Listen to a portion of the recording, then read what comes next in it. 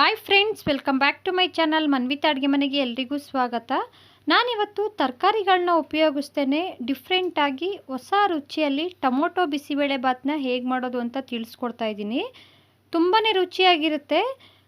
ತರಕಾರಿ ಹಾಕಿ ನಾವು ಬಿಸಿಬೇಳೆ ಬಾತ್ ಮಾಡ್ತೀವಲ್ಲ, ಅದಕ್ಕಿಂತ ಹೆಚ್ಚು ರುಚಿಯಾಗಿರುತ್ತೆ. ಈ ರೀತಿ ನೀವು ಒಂದು ಸಲ ಮಾಡಿದ್ರೆ ಮತ್ತೆ ಯಾವಾಗಲೂ ಇದೇ ರೀತಿ ಬಿಸಿಬೇಳೆ ಬಾತನ್ನ ಮಾಡ್ತೀರಾ ಗ್ಯಾರಂಟಿ. ಅಷ್ಟು ರುಚಿಯಾಗಿರುತ್ತೆ.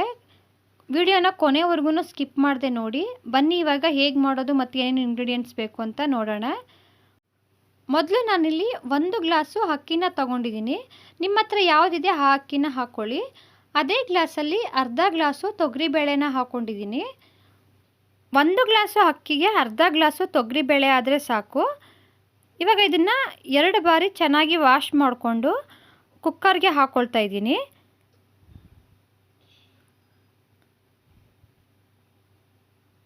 ನಾನಿಲ್ಲಿ ಯಾವುದೇ ರೀತಿ ನೆನೆಸಿ ಇಟ್ಕೊಂಡಿಲ್ಲ, ಆವಾಗಲೇ ಡೈರೆಕ್ಟಾಗಿ ತೊಳೆದು ಹಾಕ್ಕೊಳ್ತಾ ಇದ್ದೀನಿ. 4 ಲೋಟ ನೀರನ್ನ ಹಾಕ್ಕೊಳ್ತಾ ಇದ್ದೀನಿ. ಅಕ್ಕಿ ಬೇಳೆಯಿಂದ 1.5 ಗ್ಲಾಸ್ ಆಗಿದೆ. ಅದಕ್ಕೆ ತ್ರಿಬ್ಬಲ್ಲಾಗಿ 4ರಿಂದ 4.25 ಗ್ಲಾಸಷ್ಟು ನೀರನ್ನ ಹಾಕ್ಕೊಂಡು ಕುಕ್ಕರ್ ಲಿಡ್ನ ಕ್ಲೋಸ್ ಮಾಡಿ 3 ವಿಸಿಲ್ ಕೂಗಿಸ್ಕೊಂಡಿದ್ದೀನಿ. ಕುಕ್ಕರ್ ತಣ್ಣಗಾಗೋ ಅಷ್ಟರಲ್ಲಿ ಒಗ್ಗರಣೆನ ಮಾಡ್ಕೊಳ್ಳೋದಕ್ಕೆ ಒಲೆ ಮೇಲೆ ಒಂದು ಬಾಣಲಿನ ಇಟ್ಕೊಂಡು 3 ಟೇಬಲ್ ಸ್ಪೂನ್ ಎಣ್ಣೆ ಹಾಕ್ಕೊಂಡಿದ್ದೀನಿ. ಎಣ್ಣೆ ಬಿಸಿಯಾದ ನಂತರ ಅರ್ಧ ಸ್ಪೂನು ಸಾಸಿವೆ, 1 ಸ್ಪೂನು ಉದ್ದಿನಬೇಳೆನ ಹಾಕ್ಕೊಂಡಿದ್ದೀನಿ. ಉದ್ದಿನಬೇಳೆ ಹೊಂಬಣ್ಣ ಬರೋ ತನಕ ಫ್ರೈ ಮಾಡ್ಕೊಳ್ಬೇಕು.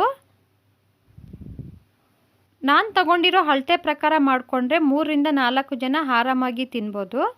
ಉದ್ದಿನಬೇಳೆ ಇವಾಗ ಫ್ರೈ ಆಗಿದೆ. 3 ಹಸಿರುಮೆಣ್ಸಿಕಾಯಿನ ಸ್ಲೈಸಾಗಿ ಕಟ್ ಮಾಡಿ ಹಾಕ್ಕೊಂಡಿದ್ದೀನಿ. ಹಾಗೆ ಅರ್ಧ ಇಂಚು ಶುಂಠಿನ ಸಣ್ಣದಾಗಿ ಹೆಚ್ಚಿ ಹಾಕ್ಕೊಂಡಿದ್ದೀನಿ. ಸ್ವಲ್ಪ ಕರಿಬೇವನ್ನ ಹಾಕ್ಕೊಂಡಿದ್ದೀನಿ. ಈ ಬಿಸಿಬೇಳೆ ಬಾತ್ಗೆ ಶುಂಠಿನ ಹಾಕ್ಕೊಳ್ಳೋದ್ರಿಂದ ಒಂದೊಳ್ಳೆ ಫ್ಲೇವರ್ ಬರುತ್ತೆ, ಸಖತ್ ಟೇಸ್ಟಿಯಾಗಿರುತ್ತೆ. ಈ ವಿಧಾನದಲ್ಲಿ ಖಂಡಿತ ನೀವು ಒಂದು ಸಲ ಟ್ರೈ ಮಾಡಿ. ಅರ್ಧ ಕಪ್ಪಷ್ಟು ಕೊಬ್ಬರಿ ಪೀಸಸ್ನ ಕಟ್ ಮಾಡಿ ಹಾಕ್ಕೊಂಡಿದ್ದೀನಿ. ನೀವು ತುರಿದು ಕೂಡ ಹಾಕ್ಕೊಳ್ಬೋದು. ಕಟ್ ಮಾಡಿ ಹಾಕ್ಕೊಳ್ಳೋದ್ರಿಂದ ಬಾಯಿಗೆ ಸಿಕ್ಕಿದಾಗ ತುಂಬ ಚೆನ್ನಾಗಿರುತ್ತೆ. ಈ ಟೈಮಲ್ಲೇ ನೀವು ಗೋಡಂಬಿ ಇದ್ದರೆ ಗೋಡಂಬಿನೂ ಹಾಕ್ಕೊಳ್ಬೋದು. ಕೊಬ್ಬರಿ ಸ್ವಲ್ಪ ಫ್ರೈ ಆಗ್ತಿದ್ದಂಗೆ ಟೊಮೊಟೊನ ಹಾಕ್ಕೊಳ್ತಾ ಇದ್ದೀನಿ. 4 ಟೊಮೊಟೊನ ಹಾಕ್ಕೊಂಡಿದ್ದೀನಿ. ಹುಳಿ ಟೊಮೊಟೊನ ಹಾಕ್ಕೊಳ್ಳಿ, ತುಂಬ ಚೆನ್ನಾಗಿರುತ್ತೆ. ಅರ್ಧ ಸ್ಪೂನಷ್ಟು ಉಪ್ಪು ಹಾಕ್ಕೊಂಡು ಫ್ರೈ ಮಾಡ್ಕೊಳ್ತಾ ಇದ್ದೀನಿ. ಉಪ್ಪು ಹಾಕಿ ಫ್ರೈ ಮಾಡ್ಕೊಳ್ಳೋದ್ರಿಂದ ಟೊಮೊಟೊ ಬೇಗನೆ ಸಾಫ್ಟ್ ಆಗುತ್ತೆ. ನೋಡಿ, ಈ ರೀತಿ ಎಲ್ಲ ಚೆನ್ನಾಗಿ ಸಾಫ್ಟ್ ಆಗೋ ತನಕ ಫ್ರೈ ಮಾಡಿಕೊಂಡು ಅರ್ಧ ಕಪ್ಪಷ್ಟು ಹಸಿ ಬಟಾಣಿನ ಹಾಕ್ಕೊಂಡಿದ್ದೀನಿ.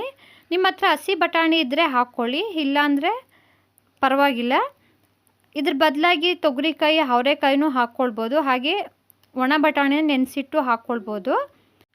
ಇವಾಗ ಅರ್ಧ ಸ್ಪೂನು ಅರಿಶಿಣ, 1/4 ಸ್ಪೂನು ಹಿಂಗು, 2 ಸ್ಪೂನು ಬಿಸಿಬೇಳೆಬಾತ್ ಪೌಡರ್ನ ಹಾಕ್ಕೊಂಡಿದ್ದೀನಿ. ಬಿಸಿಬೇಳೆಬಾತ್ ಪೌಡರ್ ಬದಲಾಗಿ ಖಾರದ ಪುಡಿ, ಧನಿಯಾ ಪುಡಿನ ಹಾಕ್ಕೊಳ್ಬೋದು. ಆದರೆ ಬಿಸಿಬೇಳೆಬಾತ್ ಪೌಡರ್ನ ಹಾಕ್ಕೊಳ್ಳೋದ್ರಿಂದ ಟೇಸ್ಟ್ ತುಂಬಾ ಚೆನ್ನಾಗಿರುತ್ತೆ. ಸ್ಪೈಸಸ್ನ 1 ನಿಮಿಷ ಫ್ರೈ ಮಾಡಿಕೊಂಡು ನೀರನ್ನ ಹಾಕ್ಕೊಳ್ತಾ ಇದ್ದೀನಿ. 1 ಗ್ಲಾಸಷ್ಟು ನೀರನ್ನ ಹಾಕ್ಕೊಂಡಿದ್ದೀನಿ. ನೀವು ಅಕ್ಕಿ ಬೇಳೆನ ಯಾವ ಹದದಲ್ಲಿ ಬೆಂದಿದೆ ಅದನ್ನು ನೋಡಿ ಬೇಕಾದರೆ ನೀವು ನೀರನ್ನ ಹೆಚ್ಚು ಕಮ್ಮಿ ಮಾಡ್ಕೊಳ್ಬೋದು. ಇವಾಗ ಸ್ವಲ್ಪ ಬೆಲ್ಲನ ಹಾಕ್ಕೊಂಡು ಕುದಿಯೋದಕ್ಕೆ ಬಿಡ್ತೀನಿ. ಬೆಲ್ಲನ ಯಾವುದೇ ಕಾರಣಕ್ಕೂ ಮಿಸ್ ಮಾಡ್ಕೊಳ್ಬೇಡಿ. ಬೆಲ್ಲ ಹಾಕ್ಕೊಳ್ಳೋದ್ರಿಂದ ಒಂದು ಒಳ್ಳೆ ಫ್ಲೇವರ್ ಬರುತ್ತೆ. ನೋಡಿ, ಈ ರೀತಿ ಕುದಿ ಬರ್ತಿದ್ದಂಗೆ ನಾವು ಮೊದಲೇ ಬೇಯಿಸಿಟ್ಕೊಂಡಿರುವಂತಹ ಅಕ್ಕಿ ಮತ್ತು ಬೇಳೆನ ಹಾಕ್ಕೊಳ್ತಾ ಇದ್ದೀನಿ.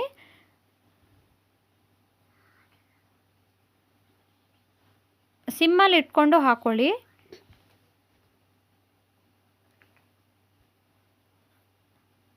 ನೋಡಿ, ಅಕ್ಕಿ ಬೇಳೆನೂ ಎಲ್ಲ ಚೆನ್ನಾಗಿ ಬೆಂದಿದೆ.